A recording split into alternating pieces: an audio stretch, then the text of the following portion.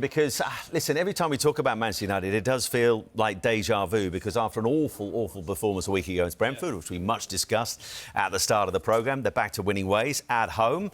How good a performance was it from United this afternoon? Really good, and I'm just pleased to give them a bit of credit for once. You know, it's always, like we said at the beginning of the show today, is Groundhog Day. You know, keep criticising them for bad performances, but we're only saying what we see, and what we saw today was a very good performance from Manchester United. I don't think he will have to fend off any questions about his system today. The players... So why did it work today? Did Sunderland help them to make it work, or is it just the player performance? I mean, let's give them credit. It just worked. It worked today. They played more direct. That's the difference. Lammens makes his debut. How did he look overall? Fine. He's got a clean sheet. It's another positive for him on his debut. Was he tested much? I mean, 3 shots on target from Sunderland overall. Yeah, but he done everything. He took a few crosses. You know, when they're under a little bit of pressure, he'd come. He's a big guy. You know, he come and took the crosses. And his distribution was decent, but they never asked him to tippy-tappy around the penalty area and decide to be, you know, little stupid passes in around the area, to make a rod for his own back and put pressure on himself by making a mistake. They asked him to get the ball up the field to Sesco, and that's what they did. Sesco was the man of the match today.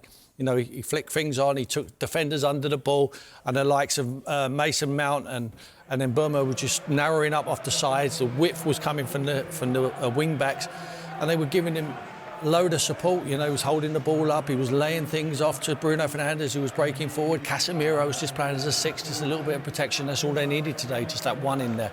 And they dominated from start to finish. And put into context, listen, it was in a losing cause a week ago, but Sesco gets his first goal. He's got another one today. The opening 6 games didn't get a goal. He began to look about like that United shirt we talked about earlier, being in a way already heavy on his shoulders. These last 2 games, for him personally, have been massive, haven't they? I think that Ruben's left him in the team, and that's absolutely what you have to do. Get your confidence up. He should have played him at home to Burnley, a newly promoted side. In that game, I thought he should have blooded him. It's difficult when you're playing the likes of Man City, you know, when you're getting thrown in and it's, you know, hard to get in a kick of the ball, and then you're coming off the field, you know, and he's making changes and your confidence just gets drained. Yes, he scored in defeat last week, and it's the first goal at Stretford end today. It'll be massive for him.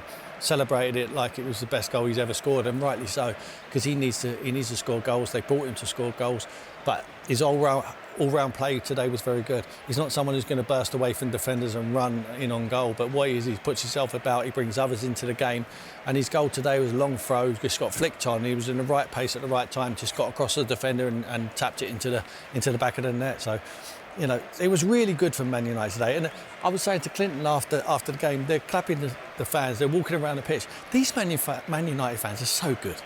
I mean, they're standing there, largely still in the ground, and they're clapping them off the pitch. It's been them guys have seen them be brilliant. We talked about how they was great.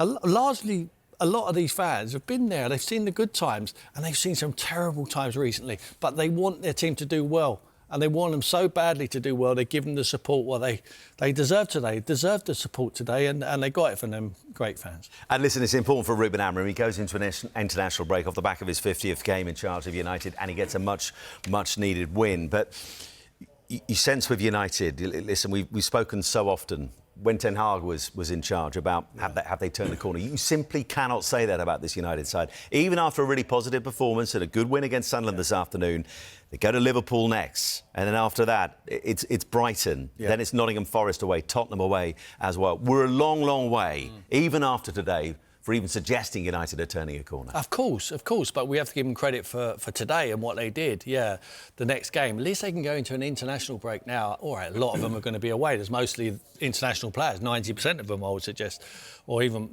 more. They're all very good players. They'll be away, but they can get a break. The manager can, get some life back into himself, knowing that when we talk about a manager who needs to be able to coach and needs to be able to teach them how he wants them to play. It's quite sophisticated how he wants them to play, but he, more than any other manager, is going to have the time to be able to do that. They're out of the Carabao Cup.